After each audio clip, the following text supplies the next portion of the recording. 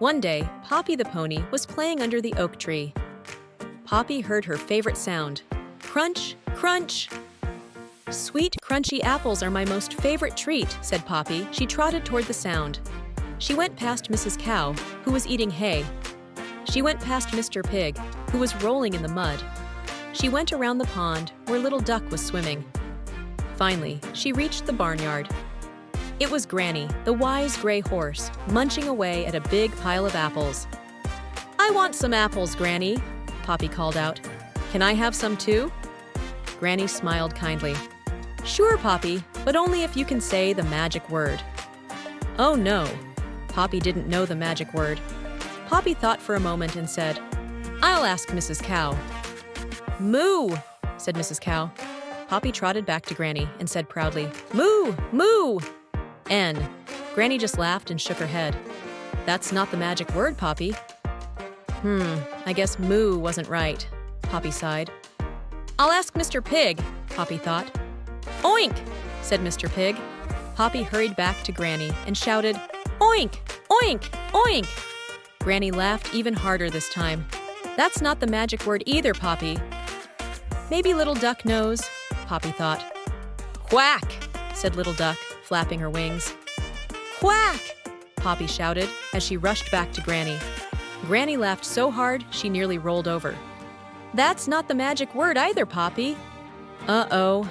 Poor Poppy was getting frustrated. There was only one apple left. What should she say? Poppy took a deep breath. "I really don't know the magic word, Granny, but can I please have the last apple?" Granny's smile grew wide, and she nodded.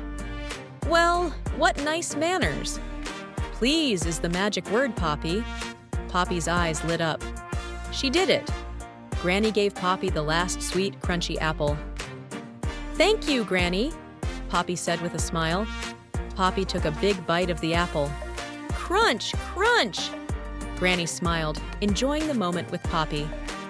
Poppy realized that good manners always lead to good things. Poppy went back to the barnyard to share the news. "Moo, that's wonderful," Mrs. Cow said. "OINK, OINK, I knew you could do it, Poppy." Mr. Pig snorted happily. "Quack, quack, I'm so proud of you," Little Duck quacked. Poppy felt so happy, knowing she had finally found the magic word. Granny winked at Poppy and said, "Remember, Poppy, please opens doors to kindness." The apple trees in the orchard were heavy with fruit, waiting to be shared with everyone. Poppy shared the apples with all her barnyard friends. The barnyard was filled with laughter and joy, as everyone enjoyed the apples. Poppy and her friends sang a happy song, celebrating the magic word. Poppy learned that the magic word wasn't just about getting apples, but about kindness and respect. "I will always say please," Poppy promised. As the sun set, Poppy and her friends watched the stars begin to twinkle. Remember, good manners like saying please are always the way to go. The story ends.